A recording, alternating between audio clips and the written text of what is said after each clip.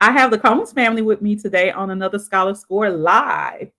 I am That's super excited they joined us for day 3. Yay! I yes. haven't asked him for this interview for 3 years, and it's not because they wouldn't do it. It was really on me. But it's going to be awesome because we have 2 college students. When I first started asking for this interview, we had one. We have 2 college students tonight. So I'm going to let them introduce themselves and share this out to some other places. If you were looking at our notifications, it said that we were starting this at 8 o'clock. We're a little early, but if you are busy right now, we're going to do a watch party for you a little later. Right, girls? Yeah, right. Yeah. All right. So tell them a little bit about yourself, and I'm going to get this into the group with your other peeps. Jess, you started then, buddy. You the oldest. What I say? Come on. You the mom. Yeah, mom, come on. My name's Kenosha Combs. I am the wife of Carlos and mother of 3 daughters, Jaskira 21, Candacia 18, and Kyla 4th grade. Um, and We I'm early here start. to talk about our about our journey getting these girls into college. Okay, I'm Jack Awesome. Kira Combs. I am actually a senior now at Indiana University Bloomington, and I'm an elementary education major. And yeah, anything else you want me to the people?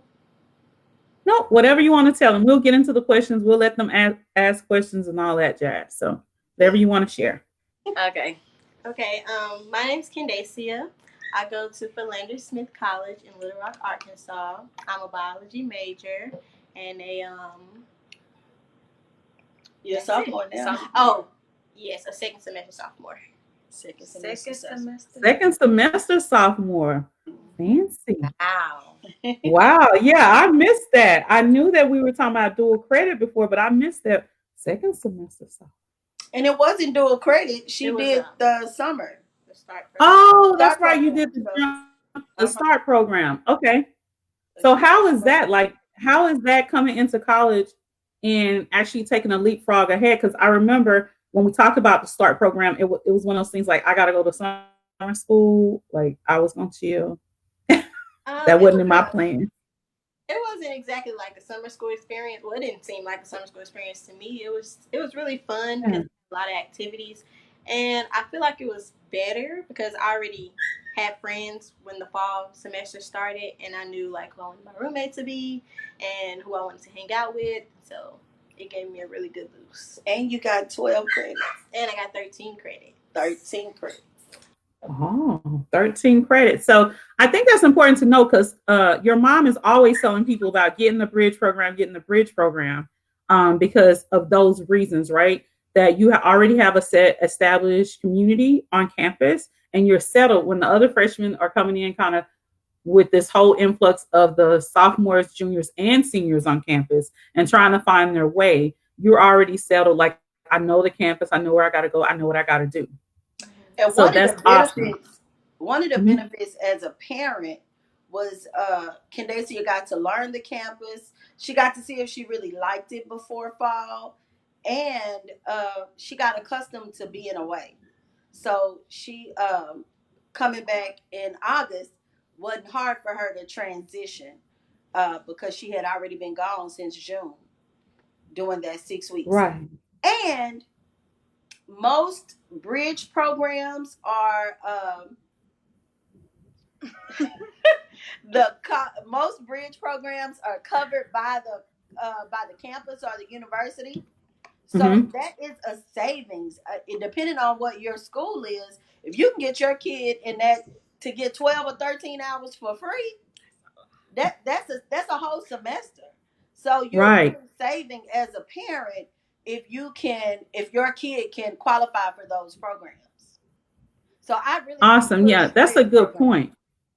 Yeah, that's a really good point. So we'll talk about it. Both of your girls are going to college debt free. So for you, it's kind of it's kind of it didn't so much matter, but Candacia actually got a scholarship for going to the START program over the summer. So that was a huge plus. We have a question already. Did they apply for? Do you have to apply for the bridge program? Oh yeah, definitely. You definitely Yes. have to apply it depends on the university. Some universities make it mandatory for their kids to Right. go to a freshmen to do a summer start program, but it depends on the university. At Philander Smith, we had to apply.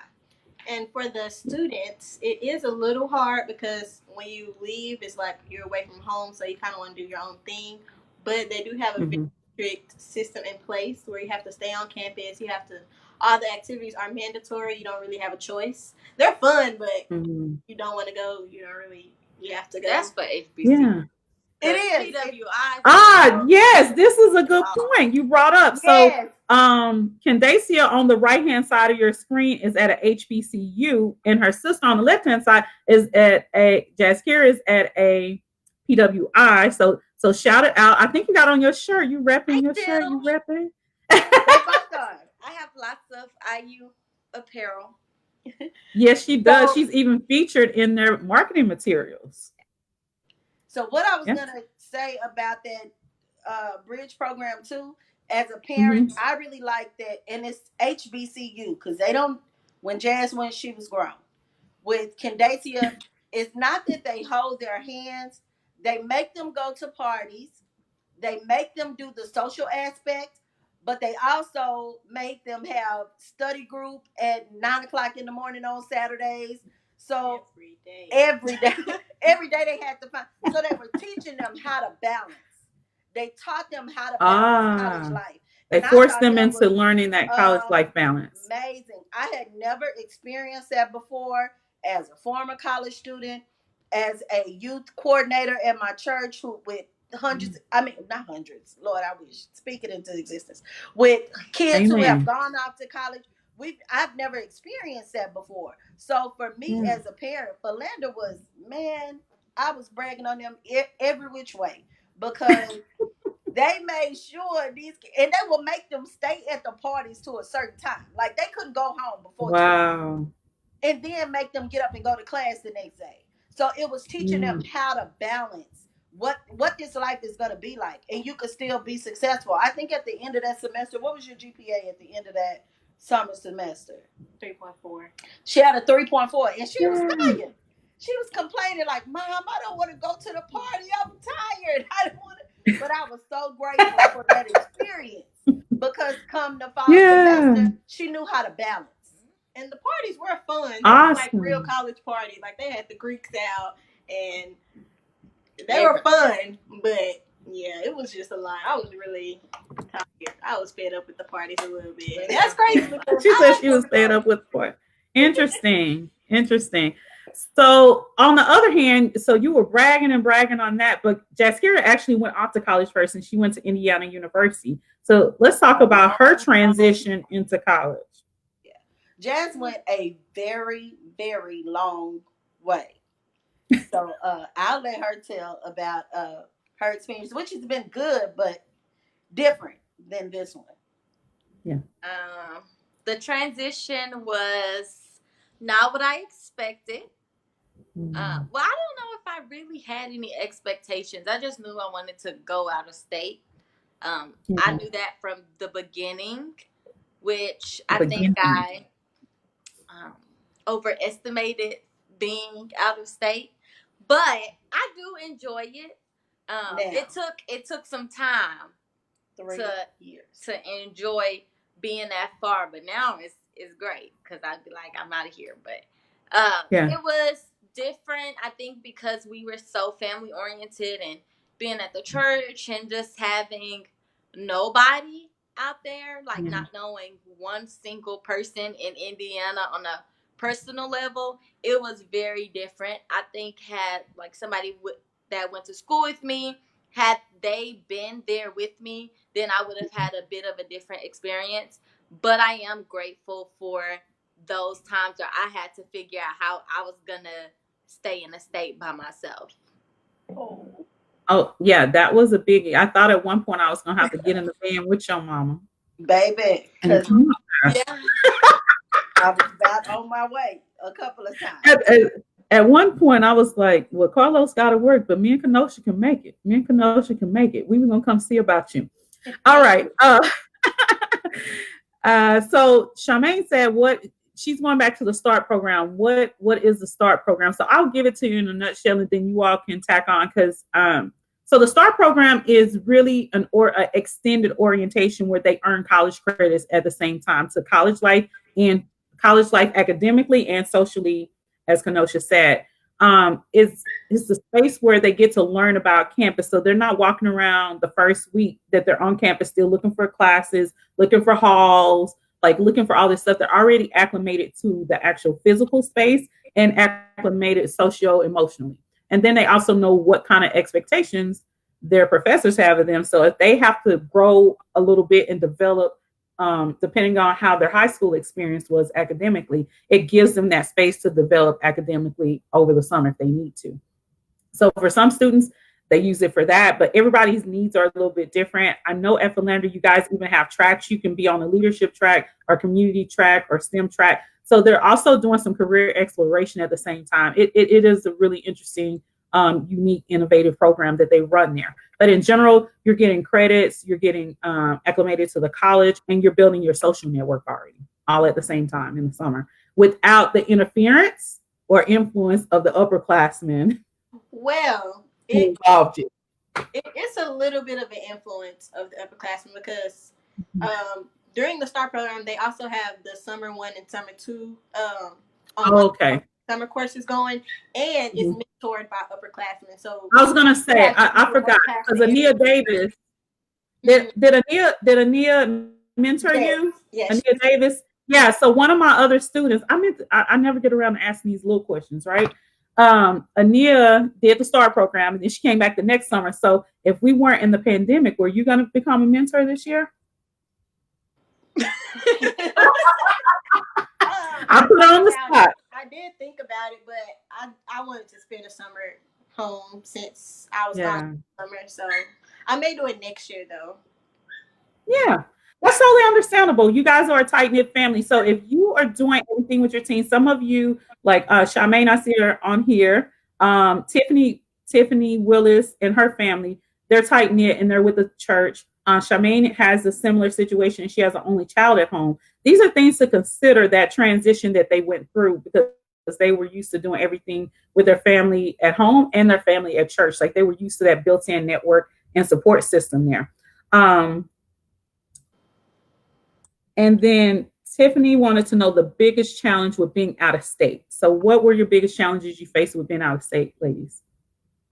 Well, for me, both of y'all are out of state. Yeah. I didn't have that many challenges because I was already kind of used to it when I officially left. I do miss home a lot. And but I talk to my mom every day. Like she calls every day. So every day. So it's like it's okay. Yeah. I don't have as many issues with it because I had a lot. I think the main issue for me was it really wasn't the culture shock, but it was at the same time because I thought it was gonna be okay because I've been to a school where I was the only black kid, but it was different being in Indiana and the only black person in a lot of the spaces that I was initially in, and even with the black people that I know, it's different. Just regionally, the Midwest is completely different from the South, so that was a challenge. They don't have the same food. There's no chicken spots. Like it's very different. And your church is right next to Williams Chicken, so that's got to be a myth not to get some good fried chicken. My fries and gravy, and then I go, and there's no Williams Chicken in the state of Indiana, so it's like I can't even. The nearest Popeyes is like an hour away from us, so it's like there's nothing really there.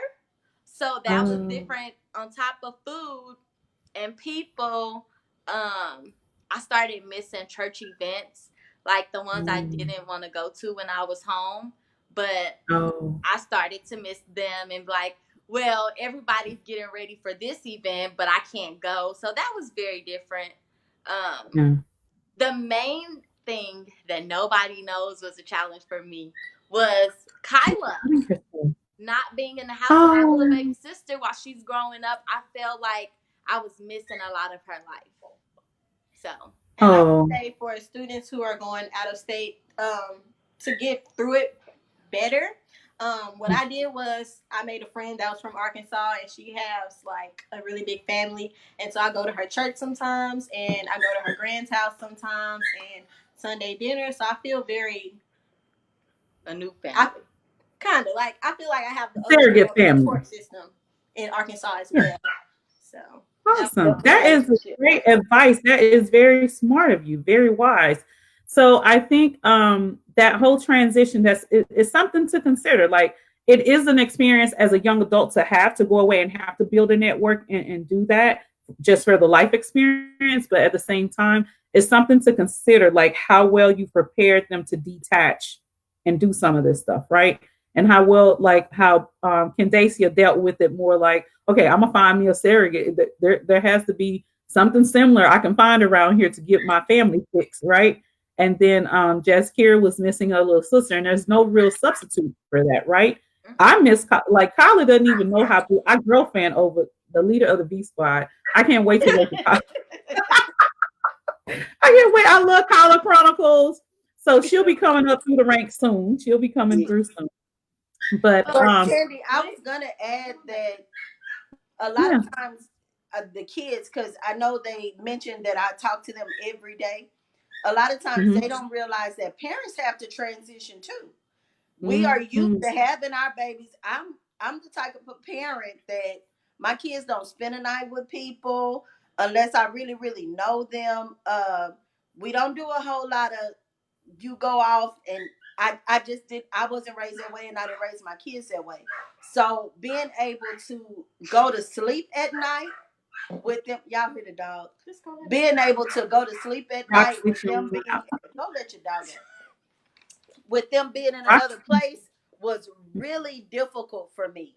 And I remember the first time Jazz didn't answer my call. And she didn't answer me for 2 days. For 2 days, I didn't talk to her. So I had her roommate's numbers. Jazz, she's so loud. Put her outside. You got to go outside. So for 2 days, I couldn't get a hold of her. Her roommates didn't know where she was. So I called the president of Indiana University. And I said, look, I talked to the secretary. Somebody better find my baby. Because we 800 miles away. And y'all better find my kid. Yeah. And so and you have to Jazz was like, Mom, they sent the police to my class. Answer the phone. Because the panic that I felt. I know that my kid is the only one in her class that looks like me. She has no family out there, no contact. So answer my call when I call, because by the time somebody realizes you missing, it'll be 3 or 4 days. You know what I'm saying? So parents go through a transition as well. And as long as I hear their voice at least once a day, I'm good. And they just have to deal with it. But parents have to realize that because the transition of not being home, the voice is negatively triggering sometimes. Sometimes, especially, I think the first Easter, and it was around finals time, so I was already stressed. And then they were at Granny's house, and I could just hear everybody in the background. And I'm like, okay, I know that feeling, I want to come home. I'm trying to push through, and this isn't helping. So I think I get the checking in, maybe. So not always having to be on the phone, because voices can be triggering. But checking in is fine with me. I'll text you.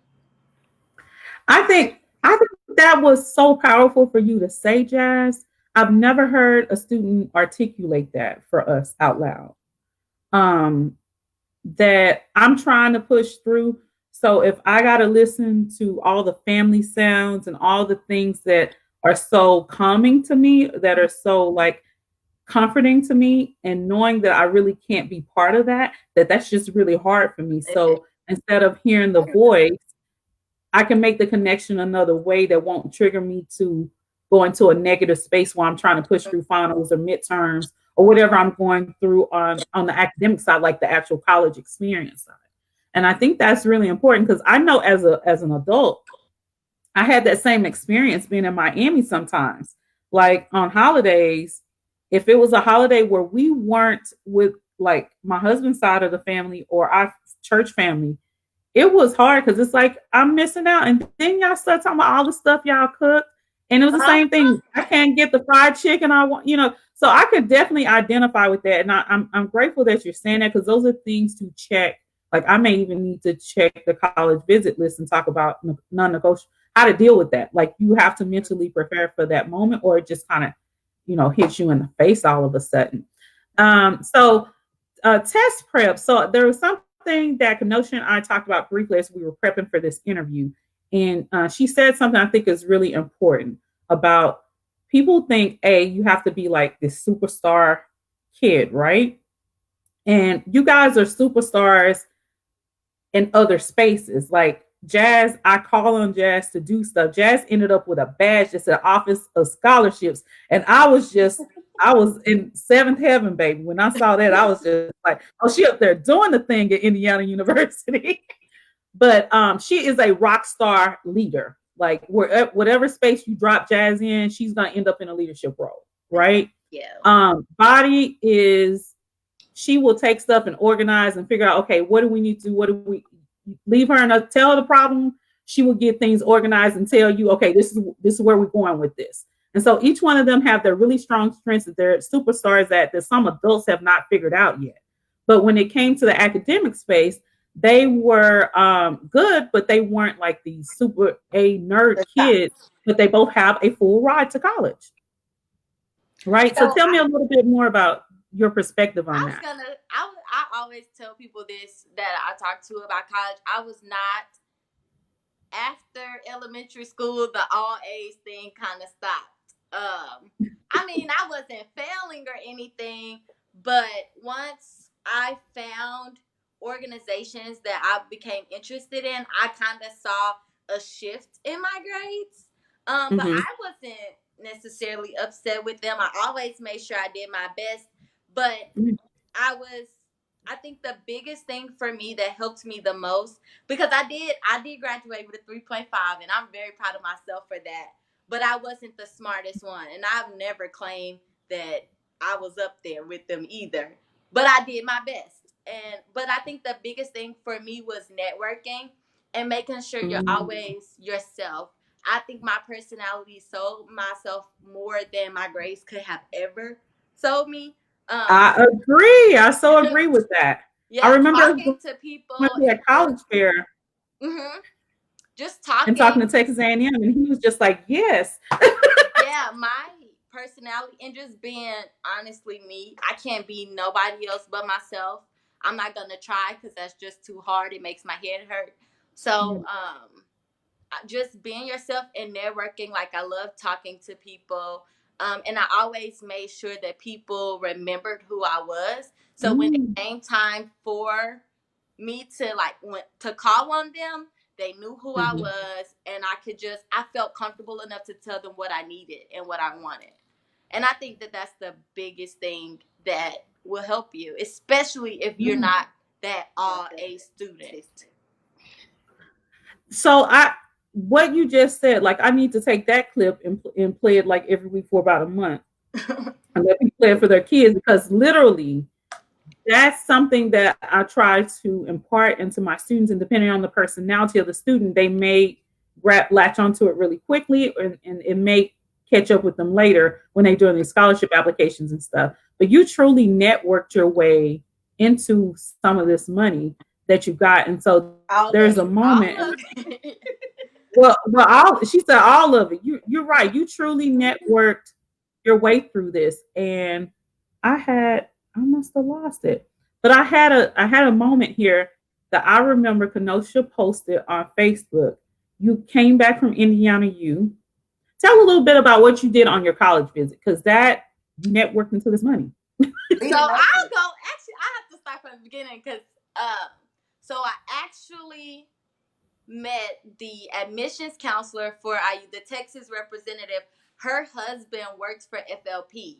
And so when I met him at FLP, I guess he went home and he told her, like, you got to meet this girl. They call her Diana because I used to wear this big puffy ponytail. So they used to call me Diana Ross at FLP. And he had talked about me to her. And so I actually met her when she was at admissions counselor for UT. And so at that time, I was probably a freshman. So I wasn't as interested in the college process then, but Irma Rangel made sure, my high school made sure that we were still a part of it. So by the time I got to be a senior and I saw her name as Indiana University, I was like, oh, I know her. I just want to go speak to her. Let me sign up for this meeting and I'll go talk to her. And that's kind of how it started. Then I just knew officials came to my school to talk to me.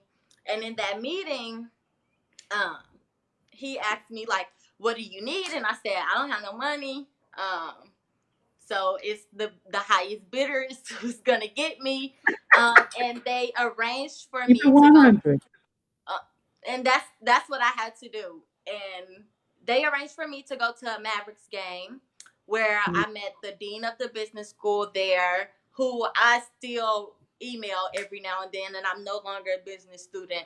But she's so nice. And just that game was, I think, the turning point. They invited all of us. But it was the turning point for the scholarship career, because that was the day he told me privately, he said, well, we're going to do whatever it takes to get you to IU.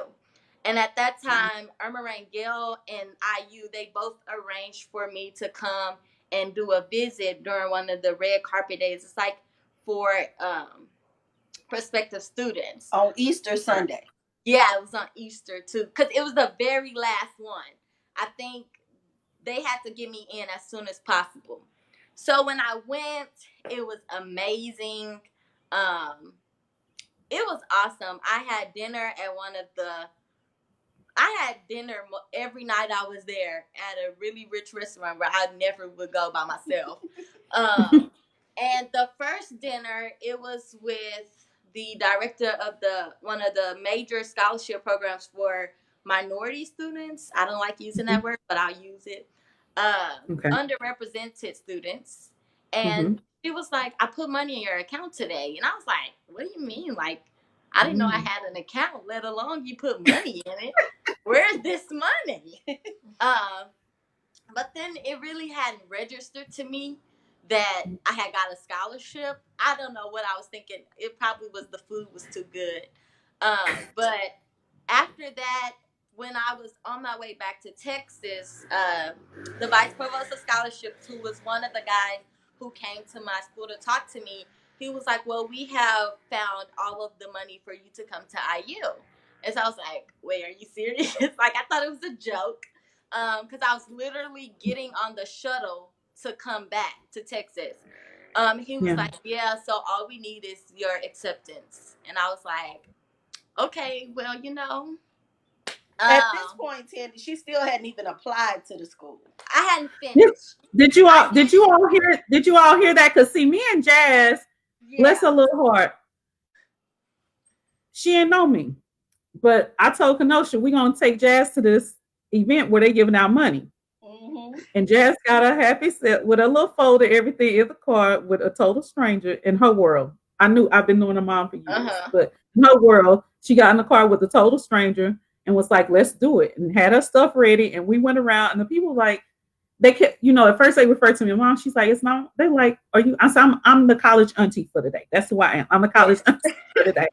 So Jazz has started picking up money opportunities just through her networking. So when she tells you she didn't realize that she had the money in her hand at that moment, just her conversation and her authenticity ran so deep that the people wanted her on their campus. Like they knew what kind of difference maker she would be. Tandy, I'm just going to interject real quick because Jazz said that they put money in her account.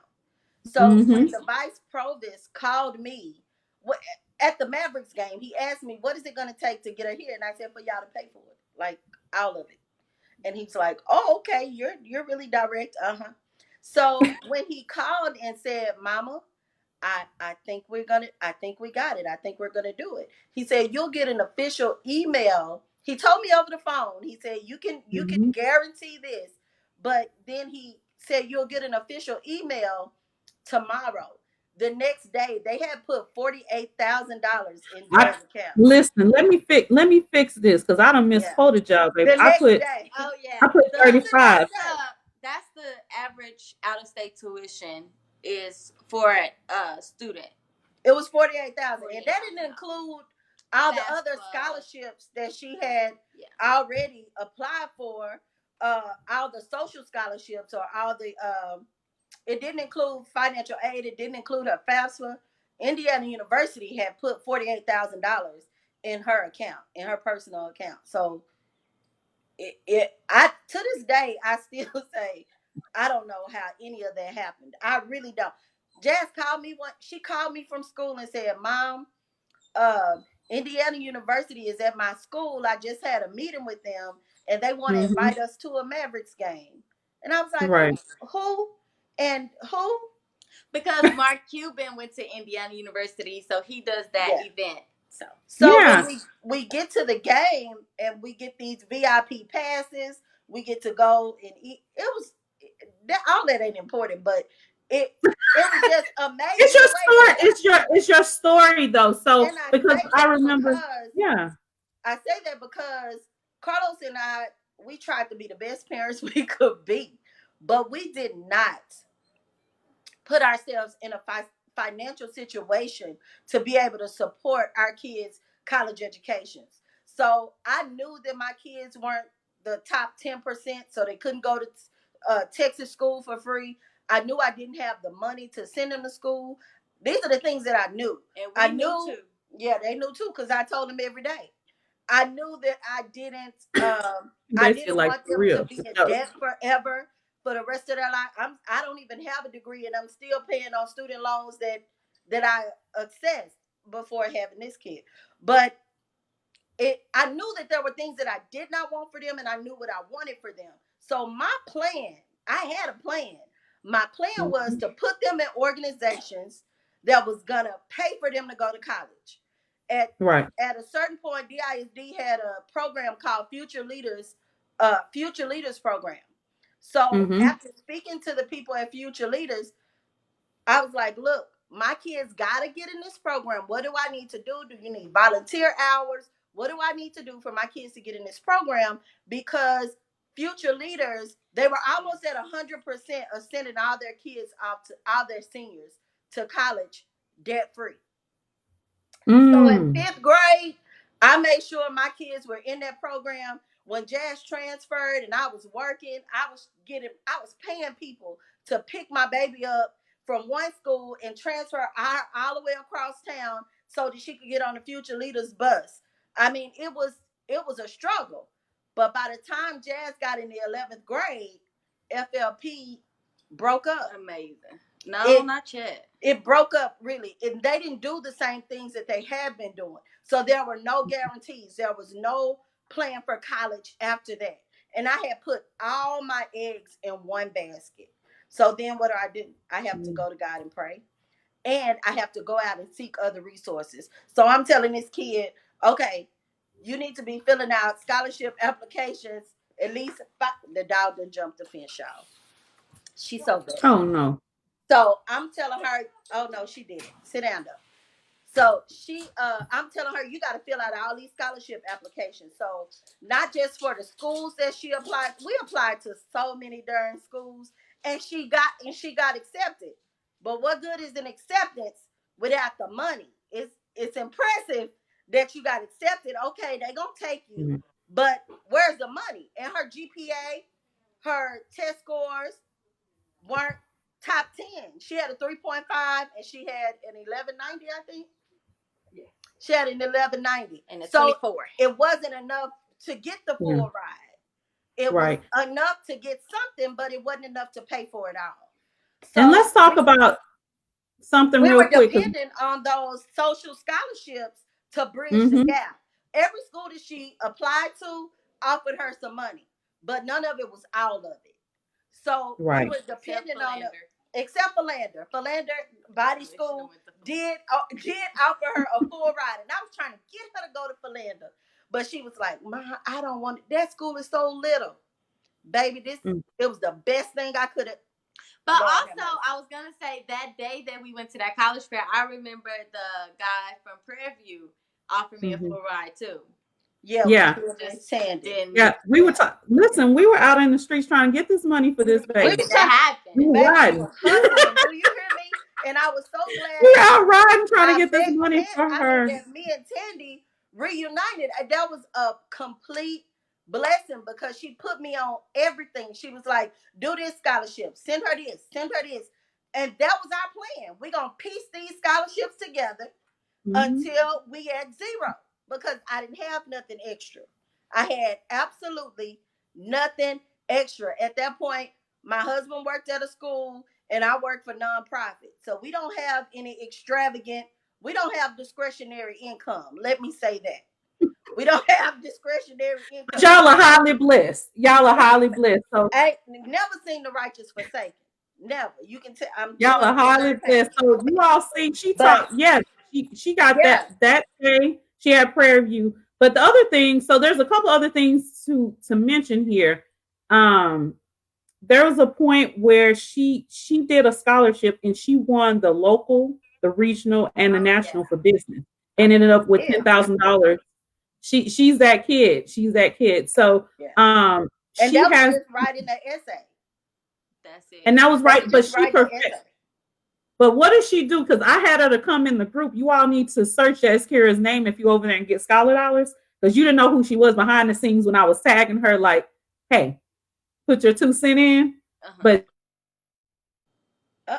this is a kid that wrote that one scholarship that took her to the top nationally and got that money. So what I wanted to say about that is Jazz was very strategic in her planning when she did her scholarships. So she was working on an essay. It had to go by a whole committee before it went out the door pretty much.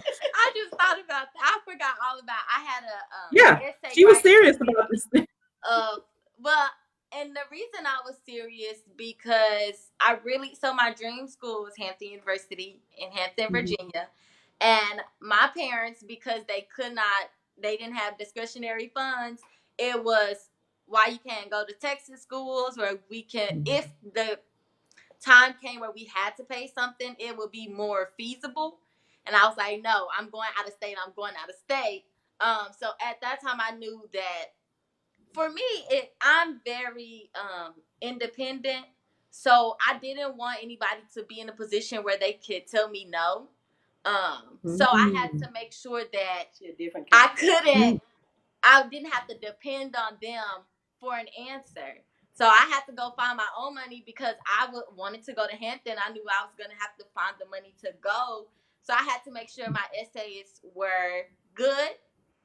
So the committee that I made consisted of my current English teacher at the time, my past English teacher who was really amazing, some nonprofit organization leaders. There were people who worked for FLP, of course, because they were still my village. And I just went through, it was a lot of people. I think it was a couple of people from the church. Like, it was just, I wanted to make sure that everybody could see the me in me, like in the essay, the me that they know, and that it was still intelligent to turn in. And it worked out well. It worked out extremely well.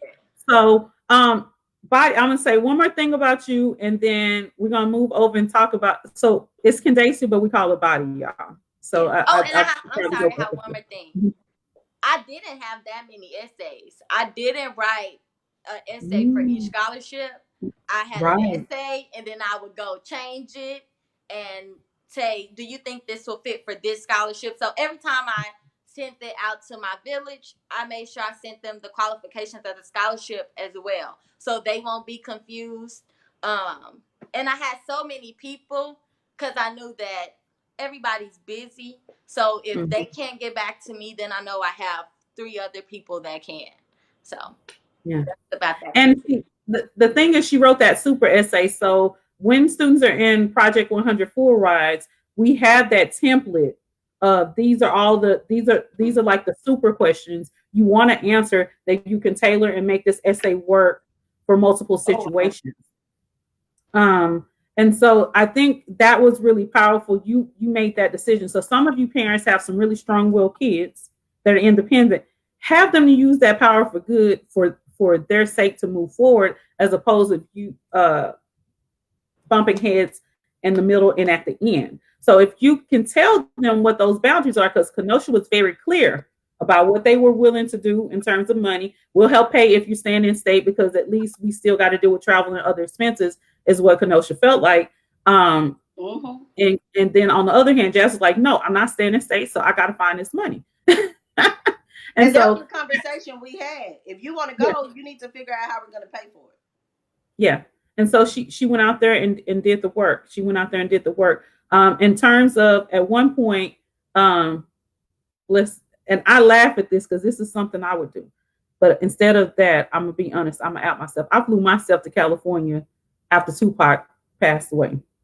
That's what I did with some of my money. But she came home. She flew herself home because she was homesick, because she had extra money. So she came home 3 weeks out. She flew herself home. And I remember Kenosha telling me at around January of the second semester. Nah, that was first semester after 3 weeks of being there. No, but I'm saying she came home for Labor Day. Yes, she came home for Labor Day. But I remember you telling me, this child, I had to send her $400 because I just felt like, as a parent, I need to send my baby something, because Jaskira had so much extra money. I don't know if you did. I asked you that at one point. I don't think we ever figured out how much extra money you actually had. I had, like, my freshman year, after they left, I had about $3,000 left over just in my bank account. Yeah. No. Yeah. I think. Well, you had $3,000 like each semester though, because another set of money. That was just at the beginning of first semester. So usually after I get my refund, I do have about, now since I don't live on campus, it's about 5,000. But that's just IU. Yeah. I get 1,000 from YMCA. See how she ain't counted up her money. I told y'all this child don't know how much money she still. IU paid them. IU pays the money. She gets like 3,000 to 5,000 over the years from IU. She's talking about what the college is giving her back. She's not referring to these outside scholarships that she gets back. Because I'm leaving you with the girls. I got to go to work. Okay. Yeah.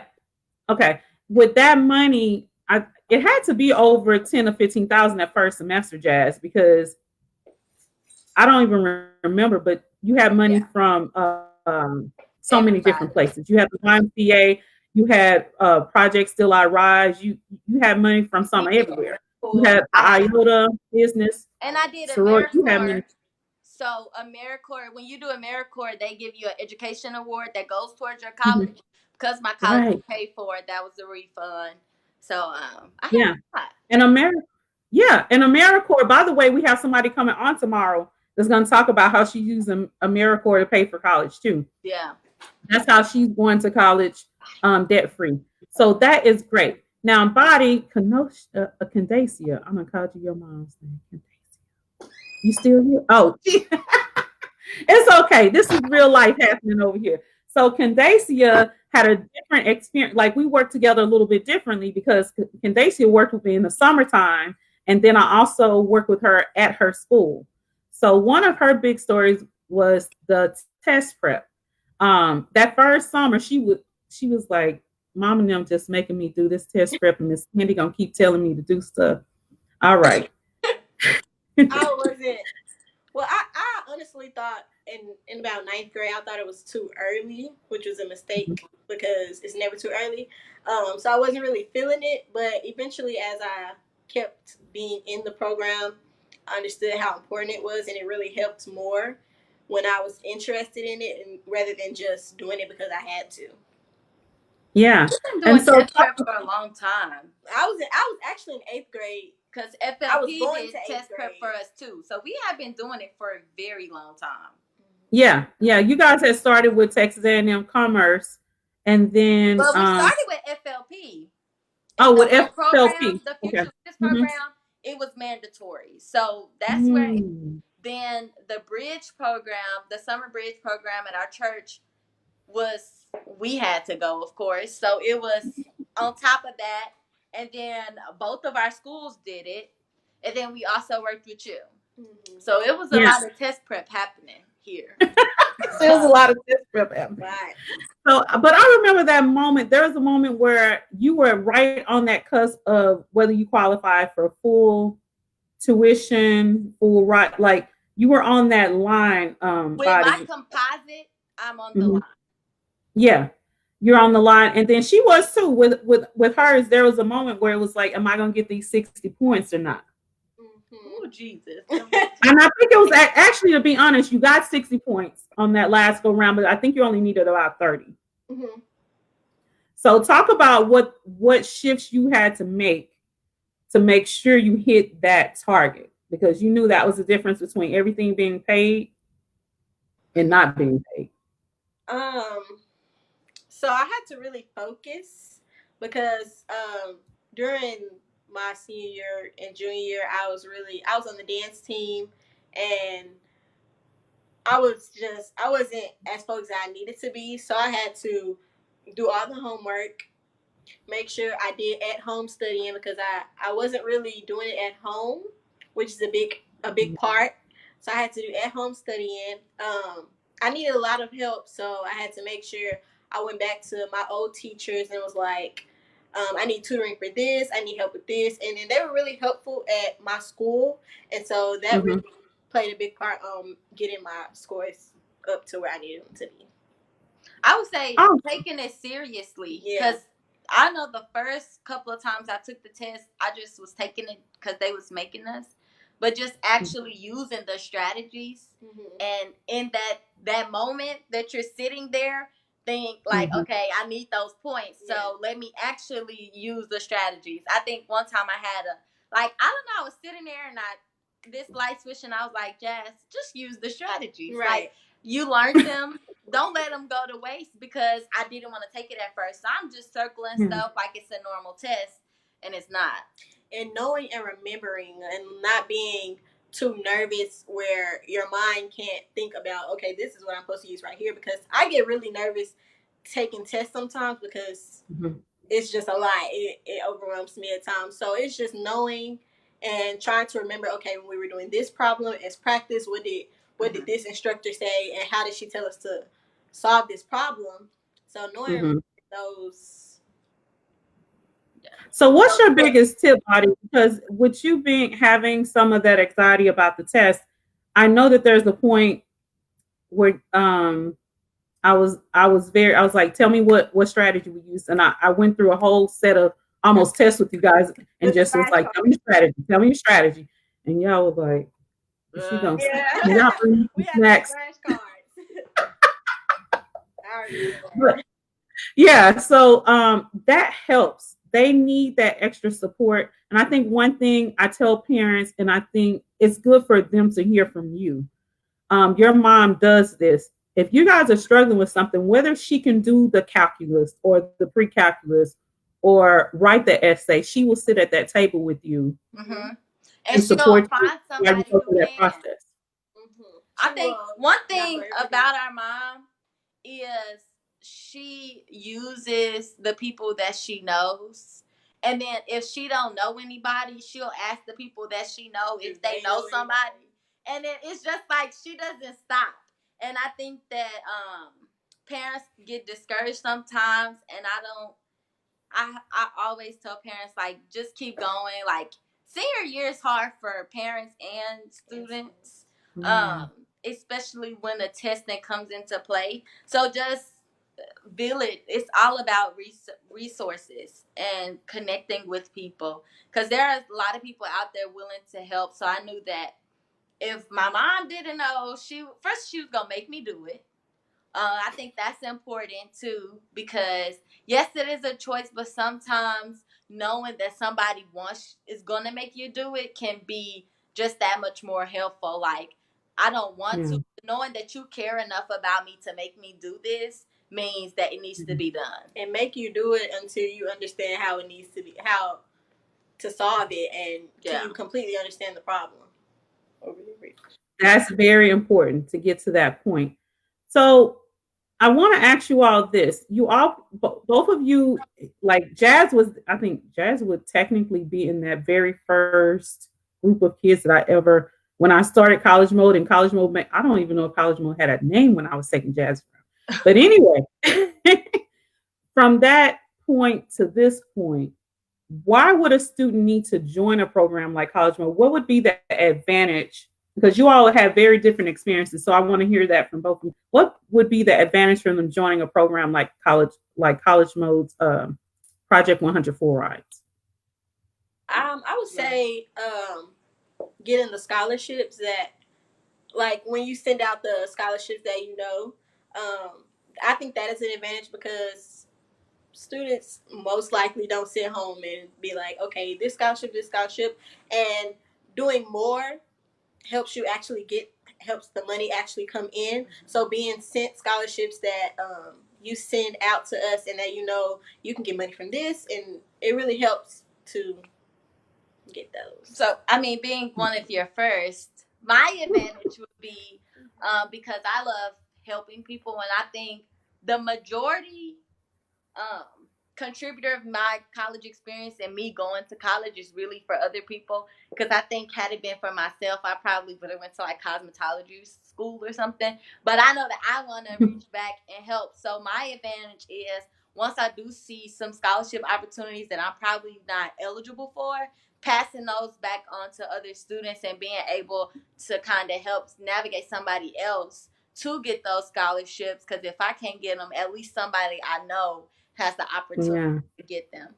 So that was my big thing. Is and working in a community. And also, working in a community. Go ahead. And also getting the information about schools, about like your major and everything, where you would be like, you would tell us, okay, this school has a good biology program, nursing program, business school. This school is the top ranked for nursing or for medical school, and most of their students go to medical school and stuff. So that was a really big part too. But awesome. To answer your question, I think the advantage for joining a program like this is to not be lost. Because the college process is so broad, it's so huge and stressful that sometimes you need to depend on other people to help you through that process. And I think that programs like these specifically are not only good for students, but they're good for parents as well. And it's just like, why not go through an easier process when it's an opportunity to do so? Yeah. So I am so grateful that we finally got together and did this, and I was able to see your lovely face. And Facebook was able to see you guys and see that there are real people. Like, I work with real people. And they're regular people too. They're not like these nerdy. We're Cliff, and we're not rich and not nerdy. But these are two sisters that are going to college debt free. So if they can do it, your kid can do it too. So I'm inviting you guys. Project 100 Full Rides is open. Our last day to take seniors, you all might be surprised by this, is June 15th. I'm gonna keep my blood pressure down this year, y'all. So if your student is class of 2021, the last day for them to get into Project 100 Full Rides is June 15th. So there's an application process. We want to make sure that the container works, and that everybody's going to work together and support the process. And so we're going to see, if you want to apply for Project 100 Full Rides, go to bit.ly/scholar dollar survey, and we will look and see if you're a good fit for that. We'll put you in that container. If you're not a good fit for that, we'll find a space. As you can see, their expenses were different, but the outcome was same thing. So we're going to wrap it up. It's 6:00. Your mom had to go to work. You guys stayed on. And any parting words, any last words you want to leave with the Facebook audience? HBCU life it's where it is. I do plan on Hashtag going to HBCU life. for grad school, actually. Yeah. But my parting words would be that this is not easy. It's not easy. Going to college and being in college is not as easy as it may seem, but it's doable and it's rewarding in the end. And also, if there are any students who want to talk about the college experience, the good, the bad, and the ugly, with or without the parents, then I am always available. And Be my careful because you know you're already on deck. I No. know my Facebook is tagged. It's Mhm. or Yes, and the so post I is am tagged. available. Okay. What about you, Candacia? That's it. HBCU for life. Yeah. And also, if you want to know about HBCU life, you can reach out to me as well. Thank you. You all have some fans out here. I just put up the comments. Tiffany Willis said, awesome young ladies. Charmaine Thomas said, congratulations, ladies, best wishes. And Latarsha Lytle said, love that she put together her own scholarship committee. So you guys have some fans now. That's very important. And do it with people that's going to be honest with you, that's not going to sugarcoat your essays. Because I had some people that sent it back and was like, trash this, start over. Yeah, you got to love that. I don't know why. I'm trying to type. Oh, here we go. I want to make sure I put her Facebook. If not, I'll come back through the comments. I have all right. Facebook too. Oh, It's you do? Mm-hmm. It's just my okay. name, Candacia Holmes. Oh, let me get you in. Okay, so I'll tag you guys in the group and in this one, and we'll do a watch party around 8:00. So you may see some more traffic coming through. Other people may have questions after they see it. But thank you guys for staying on for so long and enjoy. Stay safe. Thank you. You're You're welcome.